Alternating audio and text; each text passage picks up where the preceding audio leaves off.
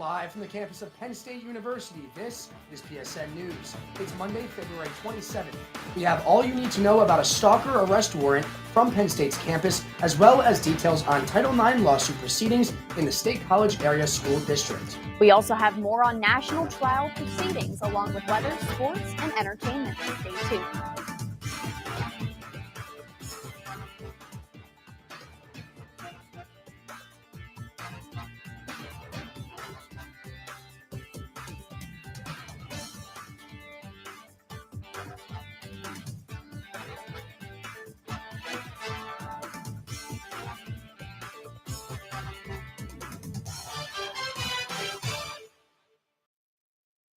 Thanks for joining us tonight. I'm Brendan Conroy. And I'm Hannah Markovich.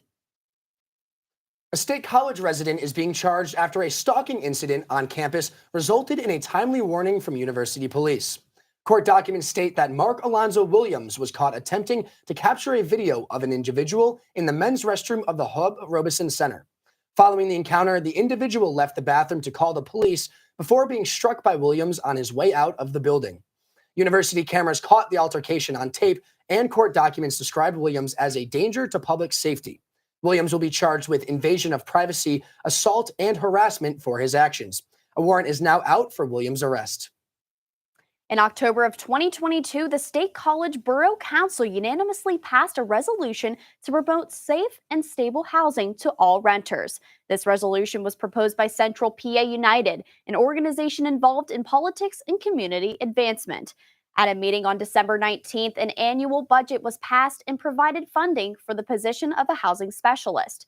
The housing specialist will be the point person for tenants to reach out to if there are any issues with their properties. This will allow renters to feel safe if damages were to happen within their residences.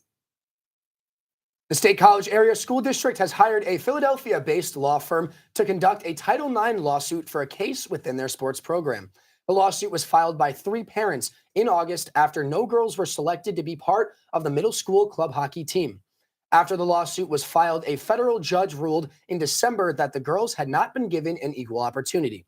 The judge ordered the district to find them a roster or create a second team. Status updates signal that steps have been taken to build a second team, but nothing official is yet in place. However, the school board has voted to approve an engagement letter with the law firm of Fox Rothschild to perform the audit. Rothschild is a well-known and respected figure in the Title IX world and will be able to expedite the process both quickly and efficiently. The Center County Board of Commissioners approved spending $28,000 for a contract with Election IQ LLC. The agreement will provide custom software for poll workers and inventory management. Center County's Director of Elections and Voter Registration, Beth Leckman, said that the software will help organize election boards and will be customized to fit the voting needs. The software will also help with training poll workers and will allow the county to do more security for the election equipment. There are currently 88 poll workers for the county, so the equipment will ease the amount of work for poll workers on Election Day. Students are craving some warm weather as the spring break rapidly approaches. Hannah George with Campus Weather Service will give us more details on what conditions to expect this week in tonight's weather report. Take a look.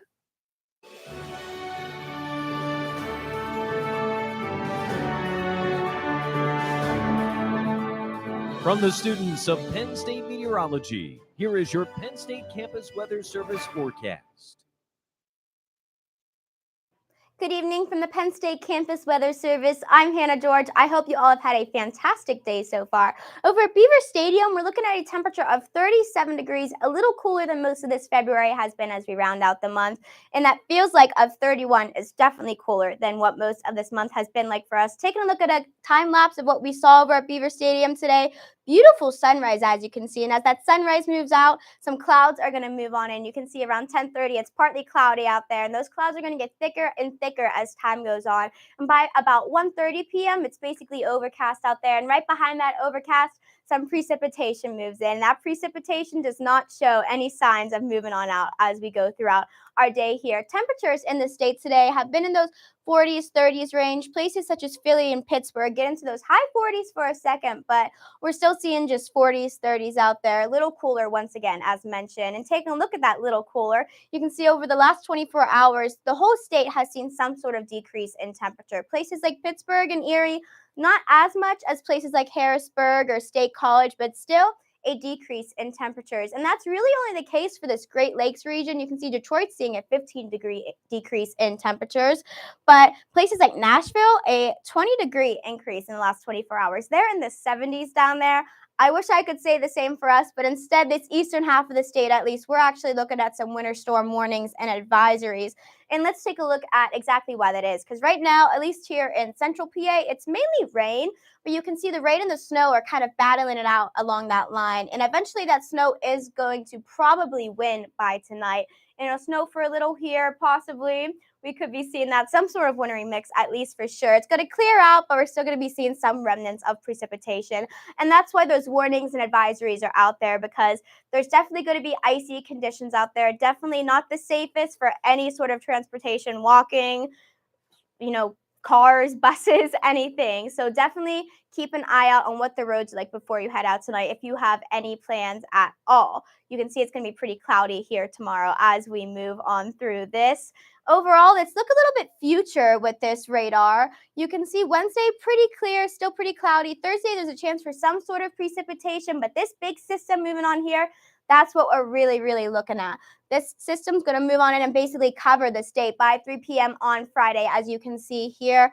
We're going to be looking at some sort of wintry mix of sorts at State College here at about 3 p.m., but those really northeastern parts of the state, they're going to be looking at snow, probably pretty consistently rain for places like Pittsburgh. You can see the rain is actually going to win this time by Friday night, and that rain's going to push on out, move on through, leave us pretty cloudy on Saturday, but probably no precipitation at least. Looking at what we're going to accumulate here, you can see by tomorrow, due to this wintry mix we're going to be seeing overnight, we're at about over half an inch of some sort of accumulation. That's not going to increase too much. You can see by Thursday, we're going to see about another 1/10 of an inch increase in that accumulation. But by Friday midday, we're going to be looking at another inch of accumulation here in State College. And that's going to hit over 2 inches at one point. By Saturday morning, you can see we're at 2.24 inches of accumulation.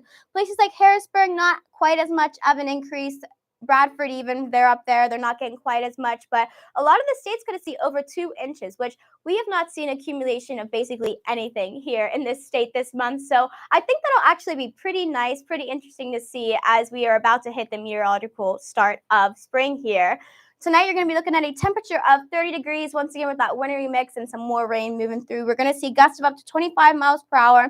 Those gusts are going to stick around as we move into tomorrow and see a high of 44 degrees, once again with some showers in the morning, but those showers will clear out, leave us somewhat cloudy throughout the day tomorrow. Taking a look at your 7-day forecast, once again today we hit a peak of about 41 degrees. We're going to see that low of 30.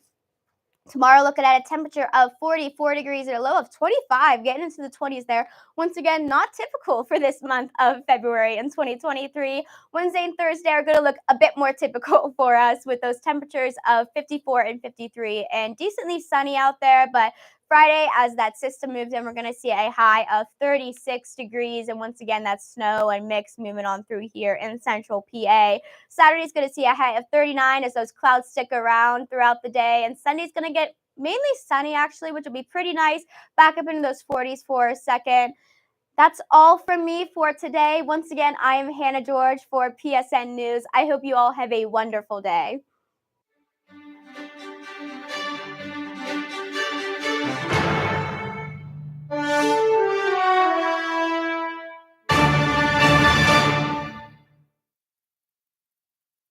Welcome back to PSN News. I'm Joseph Dorn with your sports update. Penn State baseball has been on a roll as of late, winning their last 3 games in a row.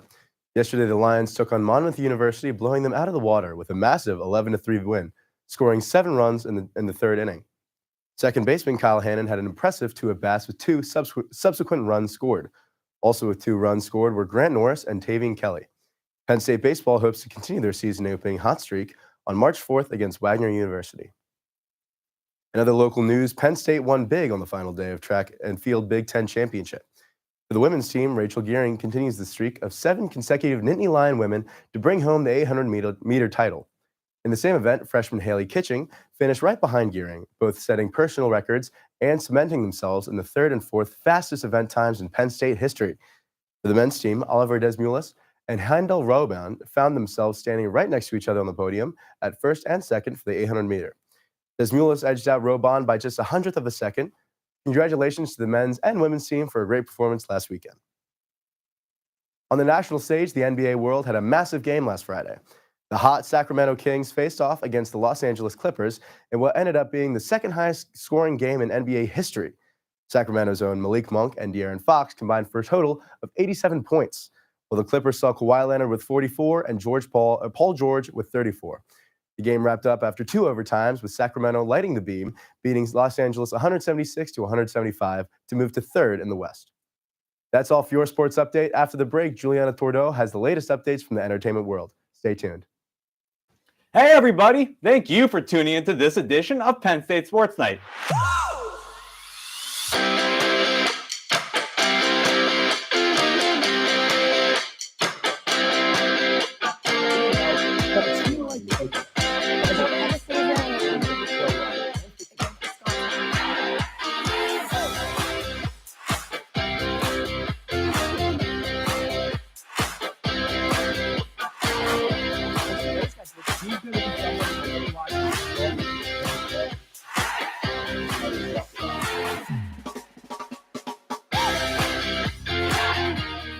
For all of us here at the Belisari Media Center, we are Penn State Sports Night. Live from the campus of Penn State University, this is PSN News. Penn State Network News is a student-produced, bi-weekly live news show featuring all student talent. From local and national news to sports, entertainment, weather, and live interviews, we have it all. We also feature student-made packages from across campus. Airing every Monday and Wednesday at 7 p.m. We are PSN News. Be sure to check us out on Twitter and Facebook at PSN News, on Instagram at Penn State Network News, and to subscribe to our YouTube channel at youtube.com/PSN News. Have a good night and stay safe, Penn State. Hey everyone, we are Red Carpet News, your main source of entertainment news at Penn State University. Man, this festival is going to be popping. I'm Alex Porzillo, here with Aiden Harold. He's going to 23rd with Daddy Elon Warbucks to actual space away from Kim. So insane, especially during Kendrick's part when they came out. reporting on anything from music, movies, TV shows, fashion, to celebrity gossip. You don't want to miss out on any of the hot topics we discuss. Find our segments on YouTube under the name Red Carpet News for your daily dose of entertainment. We are Red Carpet News.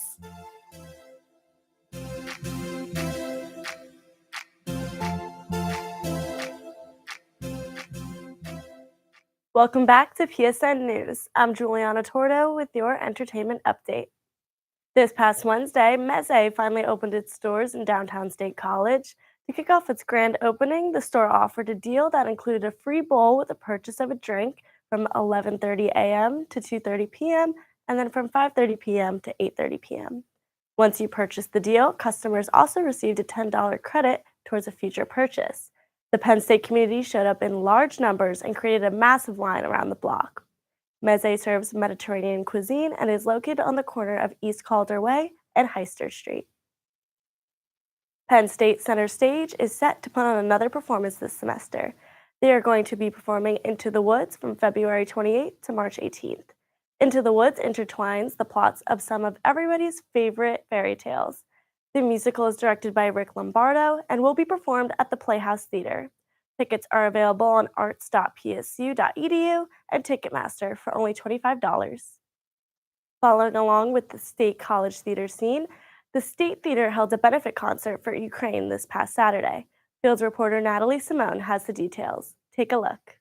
In State College, a Ukrainian folk band called Korina hosted a benefit concert at the State College Theater located on East College Ave. This event was sponsored by the Penn State Ukrainian Society, the Woskob Family Endowment in Ukrainian Studies, and the Department of Germanic Languages and Literatures. Along with the helpful sponsors, the State Theater announced that all proceeds will benefit the Sister charity, which is sending aid and support to the damaged city of Nezhin in Ukraine. Performing for all State College spectators, the band Korina has been tirelessly advocating for Ukraine and used their voices to share a people's history, values, celebrations, and pains. Korina's lead vocalist, Alina Kuzma, shared that playing louder than ever was their answer when the war began. Since the war, Karina is even more motivated to spread love for folk music and have fundraised hundreds of thousands of dollars that have already been sent to relief efforts and non-lethal military aid in Ukraine. Karina's passion to showcase their cultural heritage is made possible by their fans. The band has been told that their music is like going home and hearing their grandmother sing to them or being back in their Ukrainian village for a wedding. State College, Karina, and all the sponsors of the event continue to bring light to the damage occurring in Ukraine and keep resisting Russian colonialism. The State Theater held a performance of laughter, dance, and music, all for the greater cause to save and protect families in need across the world in Ukraine.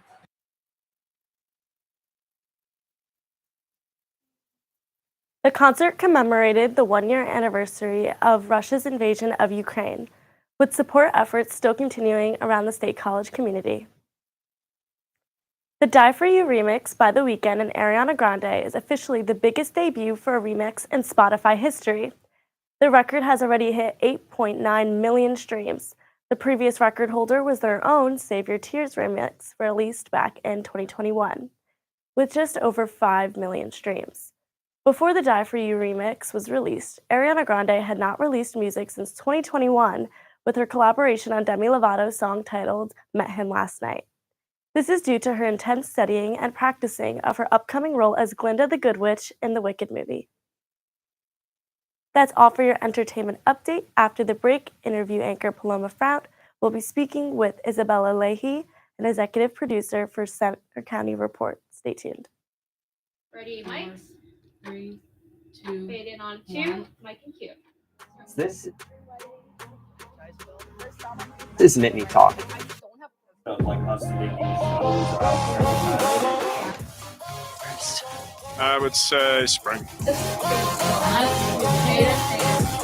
Slow down. And he knew that. How do you think? I know. She like continues to hold her values and everything though. And I think that that's really important.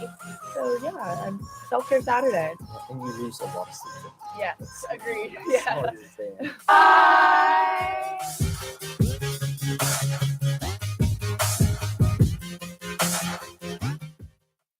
Hey everyone, welcome to Culture Central. My name is Jaden Stewart. What's good, everybody? My name is Eric Pichardo, and we are your hosts, Creators, and executive producers of Culture Central.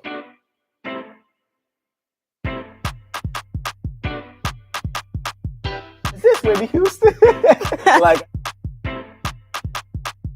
We're doing things that have never been done before, so welcome to the family. If you don't include human beings, you cannot accurately model the way the climate has changed over the last 50 years. And I don't know that we're ever going to be free of some sort of bug. That the natural state of motion for something to be in is to remain in its current state of motion. I've been lucky enough to discover various things out there. Pulsars, exoplanets, and some other phenomena that ended up being interesting. Hi, I'm Johnson Gary with Asking Penn State. With Asking Penn State, Asking Penn State. Asking Penn State. Asking Penn State. Welcome back to Asking Penn State.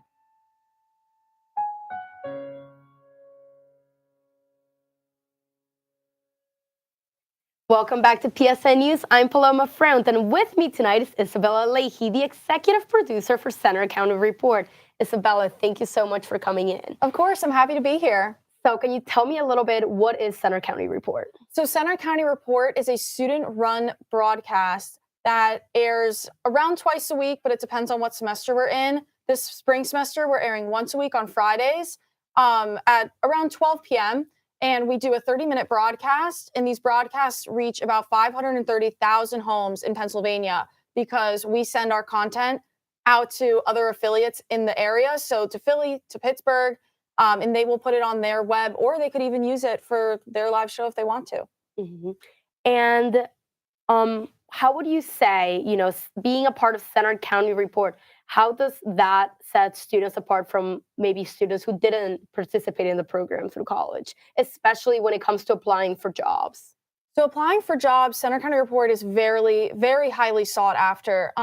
If you tell an employer that you were with Center County Report and you went to Penn State, you are levels above everyone else. They know what quality of people come out of Center County Report. They know what type of training we do. So they know what kind of quality they're going to be getting out of their new employees or future employees. For instance, Center County Report has a lot of people that come into our broadcast. We had an ABC News senior producer come in and like watch the show and speak with us and give us feedback. We also had people from the Post Gazette, from Hearst, from a lot of different places that would come in and watch our shows and watch us go live. And a lot of the times we can immediately get jobs after this. I've personally had a job interview on the spot after I've done a production, done the whole newscast. They watched me from start to finish as a producer, and I literally got a job interview on the spot. So having those connections is extremely important, and doing well in the newscast is extremely important because you can really get a job at our Center County Report. Even with my internship that I got with ABC News 2020, when they saw that I had Center County Report on my resume, they immediately were struck differently. They were like, wow, really? Like, that's so interesting. What do you do? And when I started explaining, oh, we use a rundown, we edit on Adobe Premiere, and told them all the skills that we get, they immediately were loving all of it. And they really already highly regarded Penn State as a university, but this helped me set apart from anyone else. So it's something that they really wanted to know. And it's such an amazing opportunity that not many universities offer. So what would you recommend to freshmen and sophomores who eventually either their junior year or their senior year want to be involved in Center County Report? How can they get there, So to get to Center County Report, it's really important to be involved ahead of time. You need to be doing comm radio, PSN, like we're doing right now. Any like other shows that are offered at Penn State, even the Daily Collegian, Onward State, getting involved in ways in that sense really will set you apart from other candidates, because when you walk into the room, when you go to Center County Report, almost everyone in there will have some sort of broadcast experience. Right. So to set yourself apart from other candidates, because you do have to have an application process, you do have to be interviewed. It really is like a job interview, and it's set up as a job because of how unique Penn State is by giving us this. We need to be very, selective with who we pick. So by doing it that way, we allow ourselves to have a unique set of people. So by being involved ahead of time, like I was a news director for comm radio. I was in comm radio as a reporter, writer, producer, set you apart. Everything. It set you apart from another candidate. Yeah. Yes. And then Steve Krasik, our professor, immediately said, oh, okay, then you've already had experience. I'm not going to teach you from the start. I want you to be on Center County Report. So doing things ahead of time really set you apart from everyone else. And even if you don't have experience and you're just getting started in things, let's say you're a sophomore and you want to do it your junior year, just start getting involved. Like enter any club that you can before you do Center County Report, just so that they know that you're really passionate about it and that you want to do this. And once you get in, what is it, 18 people? Around 18 people, 18 people. So you're finding one of those 18 people. What can you do to set you apart from the rest? How can you stand out, especially when recruiters come around, and they're watching all of you. And essentially, those are your competition within the school when you are going for an internship or a job. And how can you set yourself apart in the program? To set yourself apart in the program, you really need to have workflow. Anywhere that you work, whether it's local, whether it's network, anywhere will have their own set of workflow. And with that, I mean how you edit your project, how you put your video in. Are you taking your video properly? All of these steps really set you apart. If you are able to do just the basic things, like not have your camera angles be shaky, or have critical focus on your stand-ups, have creative stand-ups, that will help you have a foundation to then edit properly. And then once you learn how to edit very quickly, which we teach you in Center County Report, you will be off and running. But again, it's the workflow. If you can do all of that correctly, put your folder in, have it all set up, have Premiere folder there, audio folder, video, and you're all organized. Workflow is pretty much organization. If you have all of that, you will completely succeed. But also setting yourself apart means doing the stories that really no one wants to do, and pitching stories. I sound like a broken record because I always tell people, pitch stories. This is what you'll be doing for the rest of your life. in the networks, wherever you work. I mean, even at 2020, we had pitch Mondays or pitching months where we had to pitch stories, even as an intern. You have to pitch. So if you're doing that at a Center County Report level and you can tell a news employer, yes, I've literally been pitching stories for 16 weeks straight or however long we're in a semester, they will be really, really impressed. So that's a way to set yourself apart, is by pitching, by editing in the workflow, being organized. That's a huge way to set yourself staying on apart. top of your things. Yes. Well, lastly, just want to ask you real quick, what has been your favorite experience before we wrap it up? My favorite experience with Center County Report has been covering the Uncensored America event with the protests. I pitched the story. I said, I think this is going to be pretty big. And it's been it was a fulfilling experience to go there and really be in the action. I was one of the only reporters that went out and asked the, I guess, provoker of the event questions. He talked to me for about a minute. He didn't talk to any other reporters. It was just me. So it was a very fulfilling moment for myself, saying that I'm doing the most. Thank you. And also, like, from doing that story, I did it out of passion and out of wanting to cover the event. But I won first place in the Keystone Student Media Awards. So that's very exciting. But again, with hard work and determination, I was working on that until 4:30 in the morning, got 2 hours of sleep, woke up the next morning and produced an entire show. So with that honestly also sets you apart, is the people that will be there and don't care if they're there till 4:30 in the morning. But you also won't be there till 4:30 in the morning. That's just if you got to do that. But setting yourself apart that way by just showing that you're eager and you want to learn and you want to do everything, that's how you will succeed. Well, thank you so much for coming in. That is all the time we have for tonight. But again, thank you for coming in and talking to us about Center County Report. Up next, Brendan and Hannah will bring you the latest news from across the nation. Stay tuned. Hey, everybody. Thank you for tuning into this edition of Penn State Sports Night.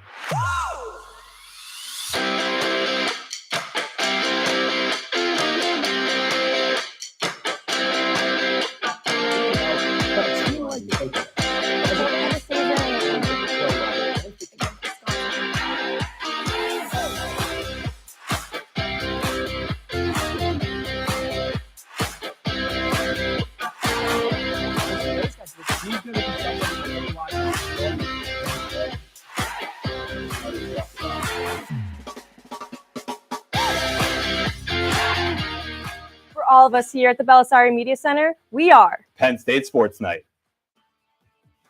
Live from the campus of Penn State University, this is PSN News. Penn State Network News is a student-produced, bi-weekly live news show featuring all student talent. From local and national news to sports, entertainment, weather, and live interviews, we have it all. We also feature student-made packages from across campus. Airing every Monday and Wednesday at 7 p.m. We are PSN News. Be sure to check us out on Twitter and Facebook at PSN News, on Instagram at Penn State Network News, and to subscribe to our YouTube channel at youtube.com/PSN News. Have a good night and stay safe, Penn State. Hey everyone, we are Red Carpet News, your main source of entertainment news at Penn State University. Man, this festival is going to be popping. I'm Alex Porzillo, here with David Harold. He's going to 23rd with Daddy Elon Warbucks to actual space away from Kip. So insane, especially during Kendrick's part when they came out, reporting on anything from music, movies, TV shows, fashion, to celebrity gossip. You don't want to miss out on any of the hot topics we discuss. Find our segments on YouTube under the name Red Carpet News for your daily dose of entertainment. We are Red Carpet News.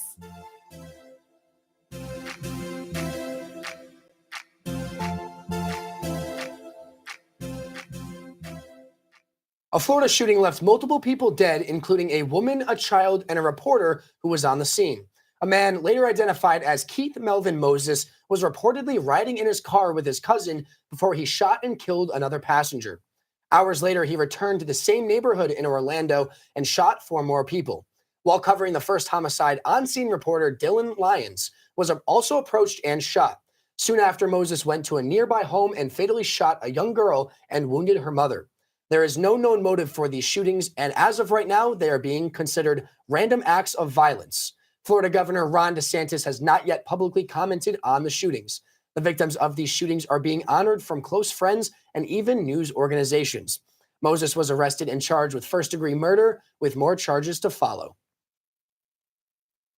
Alex Murdaugh took the stand in his own defense last week and denied killing his wife and son, although he did admit to lying to investigators about when he last saw them alive.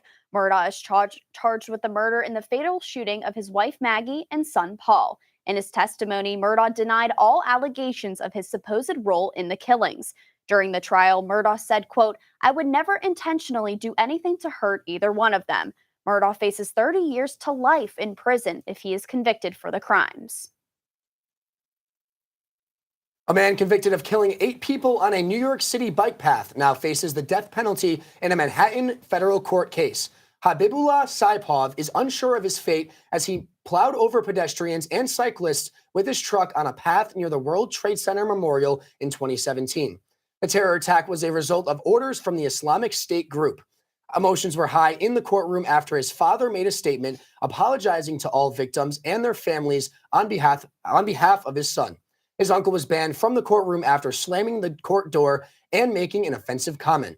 Saipov's father continued to state his hopes for his son to not receive the penalty and to potentially learn from his terrible actions.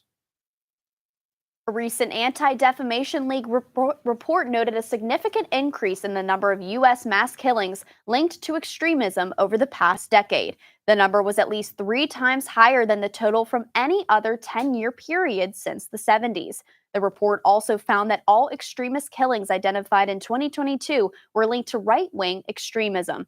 A high number was also linked to white supremacy. This includes a racist mass shooting in a supermarket in Buffalo, New York, and a mass shooting at an LGBT nightclub in Colorado Springs, Colorado. Extremist killings are those carried out by people with ties to extreme movements and ideologies. That concludes our show tonight at PSN News. Be sure to check us out on Twitter and Facebook at PSN News, on Instagram at Penn State Network News, and to subscribe to our YouTube channel at youtube.com/PSN News. Have a good night and stay safe, Penn State.